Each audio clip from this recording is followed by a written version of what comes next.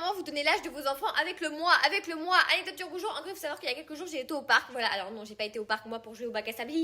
Même si visiblement, il y a des mamans qui m'ont confondu avec la gamine.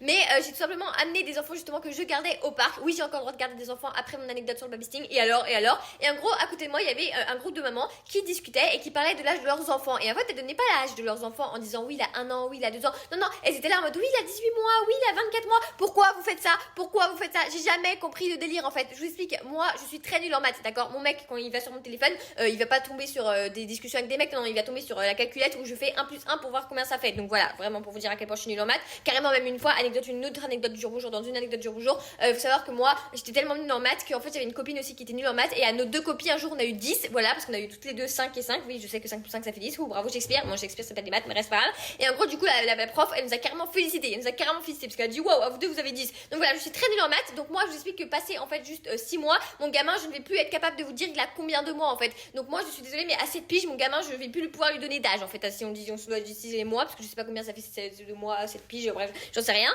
Donc déjà, il faut déjà que je retienne sa date de naissance en vrai avant de retenir son âge. Donc ça va être très compliqué. Bref, je crois que je suis pas faite pour être maman. Mais en fait, je comprends pas vraiment. Il faut arrêter les mamans. Pourquoi vous faites ça? Pourquoi vous faites ça? Pourquoi vous donnez pas l'âge juste avec l'année en fait? Et pourquoi vous donnez les mois? Oui, il a 27 mois. Mais on parle d'un gamin en fait, on parle du peine de prison, je sais pas en fait, je suis perdue. Ou d'un fromage, Oh, il est super, il est un peu mûr, mais bon, il a 23, 22 mois, je ne sais plus. Bref, je comprends pas en fait. Arrêtez, parce que franchement, ça me perd. Tu vois, moi demain j'ai un date, tu vois, je vais pas arriver en date en disant oui, alors moi j'ai 372 mois, salut, enchanté, super, on se boit un café. Non, en fait, il faut arrêter. À un moment, je comprends plus. Ton gamin, il a 32 mois, 18 mois, 42 mois, on s'en fout. Genre, tant qu'il marche, il court, il bat, c'est bon, c'est un enfant, c'est un être humain, tu vois. Donc, stop the âge, les mamans, stop the âge, parce que là, moi, je me perds, en fait. Tu me dis que ton gamin, il a 32 mois, je ne sais pas, il a quel âge. Donc, dis-moi quel âge il a, dis-moi quel âge il a. Alors, vraiment, la vie, elle est longue, en fait. Donc, à un moment, vous n'allez pas pouvoir discuter en mois jusqu'à ses 90 ans. De toute façon, vous serez mort.